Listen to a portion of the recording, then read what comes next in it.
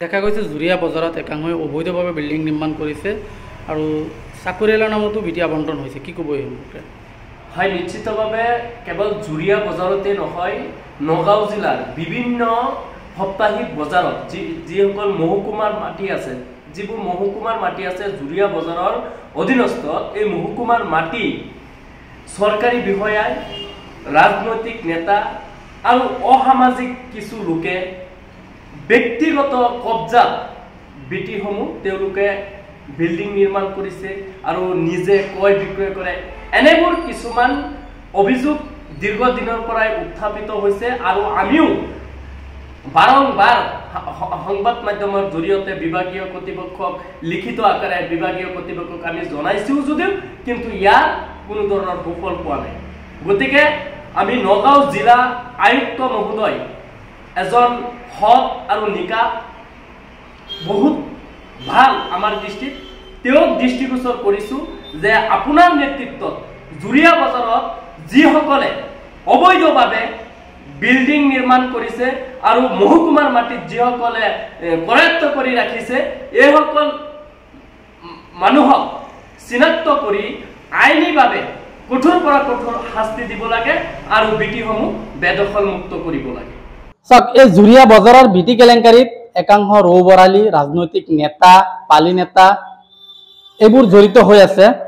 কিন্তু এইবাৰ আমি এটা কথা নিশ্চিতভাৱে ক'ব পাৰোঁ যে নগাঁও জিলাৰ যি নতুন আয়ুক্ত মহোদয় আহিছে, তেওঁক মই এটা আবেদন দাখিল কৰিছোঁ। এই আবেদনৰ সুফল পাম বুলি আশা ৰাখিব পাৰোঁ, কিয়নো যিজন আয়ুক্ত মহোদয় আমি শুনা পাইছোঁ যে তেওঁলোকে কিবা কমপ্লেইন পোৱাৰ লগে লগে অতি সোনকালেই তাৰ বিহিত ব্যৱস্থা লয়।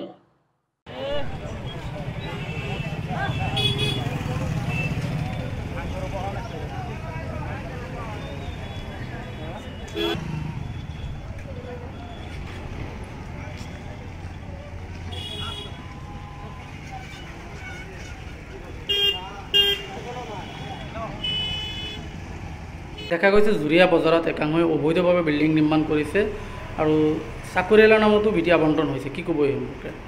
হয়, নিশ্চিতভাৱে কেৱল জুৰিয়া বজাৰতে নহয়, নগাঁও জিলাৰ বিভিন্ন সাপ্তাহিক বজাৰত যিসকল মহকুমাৰ মাটি আছে, যিবোৰ মহকুমাৰ মাটি আছে জুৰিয়া বজাৰৰ অধীনস্থ, এই মহকুমাৰ মাটি চৰকাৰী বিষয়াই, ৰাজনৈতিক নেতা আৰু অসামাজিক কিছু লোকে ব্যক্তিগত কব্জাত বিটিসমূহ তেওঁলোকে বিল্ডিং নিৰ্মাণ কৰিছে আৰু নিজে ক্ৰয় বিক্ৰয় কৰে। এনেবোৰ কিছুমান অভিযোগ দীৰ্ঘদিনৰ পৰাই উত্থাপিত হৈছে আৰু আমিও বাৰম্বাৰ সংবাদ মাধ্যমৰ জৰিয়তে বিভাগীয় কৰ্তৃপক্ষক লিখিত আকাৰে বিভাগীয় কৰ্তৃপক্ষক আমি জনাইছোঁ যদিও কিন্তু ইয়াৰ কোনো ধৰণৰ সুফল পোৱা নাই। গতিকে আমি নগাঁও জিলা আয়ুক্ত মহোদয় এজন সৎ আৰু নিকা, বহুত ভাল আমাৰ দৃষ্টিত, তেওঁক দৃষ্টিগোচৰ কৰিছোঁ যে আপোনাৰ নেতৃত্বত জুৰিয়া বজাৰত যিসকলে অবৈধভাৱে বিল্ডিং নিৰ্মাণ কৰিছে আৰু মহকুমাৰ মাটিত যিসকলে কৰায়ত্ব কৰি ৰাখিছে, এইসকল মানুহক চিনাক্ত কৰি আইনীভাৱে কঠোৰ পৰা কঠোৰ শাস্তি দিব লাগে আৰু বিটিসমূহ বেদখলমুক্ত কৰিব লাগে। চাওক, এই জুৰিয়া বজাৰৰ বিটি কেলেংকাৰীত একাংশ ৰৌ বৰালী, ৰাজনৈতিক নেতা, পালি নেতা এইবোৰ জড়িত হৈ আছে।